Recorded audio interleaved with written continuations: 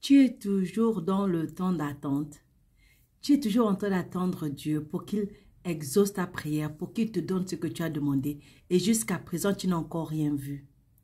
Dans cette vidéo, je te montre un secret bien caché. Que si tu découvres ce secret-là, il va te permettre, 1, d'avoir la force de supporter la situation. 2, d'avoir la force de rester dans la foi et de prier. 3, d'avoir la force et le courage de faire entièrement confiance en Dieu. Peu importe la durée, peu importe le temps. Pourquoi? Parce que ce secret-là, c'est quelque chose que beaucoup manquent, beaucoup ne le connaissent pas. Alors frères et sœurs, si tu ne fais pas encore partie de la famille, s'il te plaît, abonne-toi. N'oublie pas la cloche de notification sur YouTube pour ne plus rater aucune de mes vidéos. Alors, c'est quoi ce secret?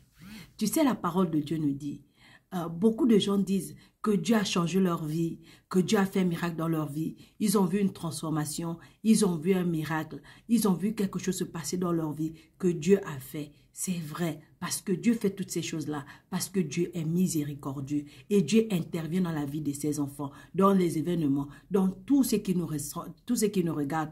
Dieu agit. Le problème, en fait, c'est quoi? C'est que la grâce de Dieu qui nous sauve du péché, qui nous sauve du prix du péché, est un concept plus spécifique. Et elle est accordée dans un but précis à ceux qui se répandent et se détournent du péché, qui ont la foi en Jésus-Christ et font preuve d'humilité. Pourquoi? Parce qu'il faut que tu crois dans ton cœur et que tu déclares, quand tu crois dans ton cœur et que tu déclares Jésus-Christ comme ton sauveur et Seigneur, tu reçois la grâce qui délivre. Alors, l'apôtre Paul a parlé à la fois de son désir de recevoir la guérison divine d'une maladie physique qu'il avait, ainsi que du besoin bien plus important de recevoir la grâce de Dieu. Ici, c'est très important que tu regardes, que tu écoutes bien ce que je suis en train de te dire. Regarde cette vidéo jusqu'à la fin, elle va te sauver la vie et elle va te changer ta façon de croire et ta façon de voir Dieu.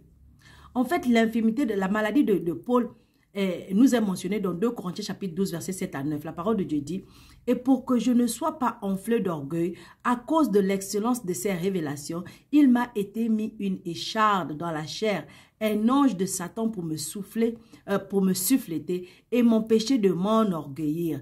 3 fois j'ai prié le Seigneur de l'éloigner de moi et il m'a dit, ma grâce te suffit car ma puissance s'accomplit dans la faiblesse. Je me glorifierai donc plus volontiers de mes faiblesses, afin que la puissance de Christ repose sur moi. » Paul n'a pas bénéficié de l'intervention de Dieu. Il n'a pas bénéficié de l'aide de Dieu. Il n'a pas bénéficié de la guérison de sa maladie. Il n'a pas eu ça. Mais il savait qu'il avait reçu quelque chose de beaucoup plus important que ça. Alors, voici le secret que je voulais te partager. Paul a reçu la grâce de Dieu. Et cette grâce de Dieu, l'idée de savoir qu'il a reçu la grâce de Dieu, le réconfortait dans la situation qu'il traversait. Parce qu'il savait qu'il avait déjà été délivré du péché et qu'il n'irait pas en enfer. Il savait que sa vie était déjà sauvée. Donc même avec la maladie, il servait Dieu avec cette certitude que sa vie n'est pas perdue. C'est pourquoi il dit dans Galates chapitre 1, verset 3 à 4, il dit que la grâce et la paix vous soient données de la part de Dieu le Père et de notre Seigneur Jésus-Christ, qui s'est donné lui-même pour nos péchés, afin de nous arracher du présent siècle mauvais, selon la volonté de notre Dieu et Père. Donc, lorsque tu sais que tu as la grâce de Dieu sur toi, mon frère, ma soeur, peu importe le problème, peu importe la situation, peu importe la maladie, même si ce n'est pas encore guéri, même si ça dure encore, tu restes dans la foi, tu restes dans la certitude que ton papa écoute. Parce qu'il t'écoute, il t'exauce. Et parce que ces promesses, toutes ces promesses pour toi sont oui et amen. Il va te délivrer de ça. Mais toi, ce que tu fais, tu restes dans la prière, tu restes dans l'adoration, tu restes dans l'exaltation de ce papa-là qui ne manque jamais de faire des miracles dans la vie de ses enfants. Alors, voilà le secret. C'est que la grâce de Dieu est déjà sur toi. Donc, même si ce n'est pas encore arrivé, fais confiance à celui qui a fait la promesse parce qu'il est fidèle. Si tu es béni, aime, commente et partage pour bénir d'autres.